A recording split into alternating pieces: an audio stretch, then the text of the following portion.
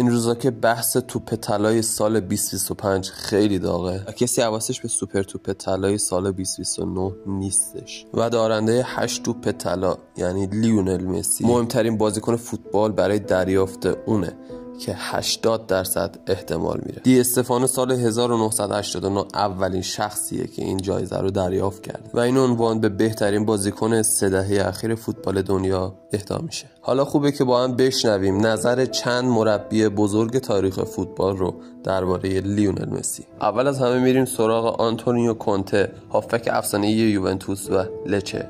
اون توی آخرین اظهار نظرهایی که درباره لیونل مسی کرده گفته که ما درباره بهترین بازیکن جهان صحبت می‌کنیم و مسی توانایی حل موقعیت‌ها و ایجاد شانس رو برای شما داره. وقتی شما شانس گلزنی رو نمی‌بینید این به این معنیه که ما داریم درباره یک بازیکن فوق‌العاده صحبت می‌کنیم.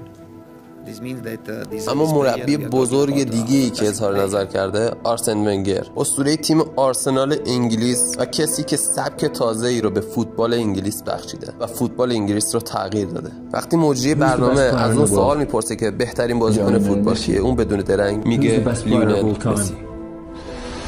لیونل مسی. اما آقای خاص، سرمربی سابق تیم‌هایی مثل رئال مادرید، چلسی و اینتر میلان با کارنامه‌ای درخشان، اون توی اظهار نظری که درباره مسی داشته گفته که وقتی شما تو موقعیت تک به تک با لیونل مسی قرار میگیرید خودتون رو مرده بدونید.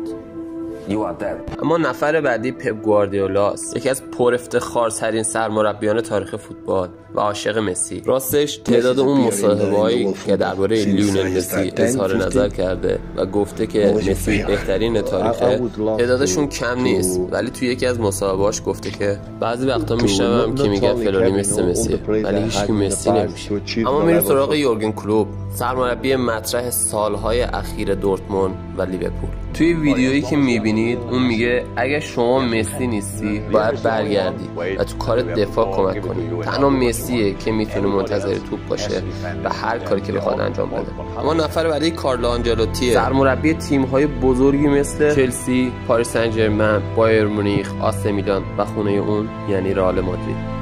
اون توی اظهار نظرهایی که درباره لیونل مسی کرده گفته که آماده کردن بازی برای مسی غیر ممکنه. مسی استعداد فوق‌العاده است، اما اگه بخواید برای بازی مقابل مسی آماده شید باید روی اون تمرکز زیادی کنید و این باعث میشه بازیکن‌های تیمتون از توانایی اون بترسن. و اما بزرگترین سرمربی تاریخ فوتبال یعنی سر الکس فرگوسن، اون حتی توی اظهار نظرهاش هم فوق‌العاده عمل میکنه و میگه بازیکن‌های بزرگ توی هر نسلی میتونن بازی کنن ولی لیونل مسی حتی میتونه در دهه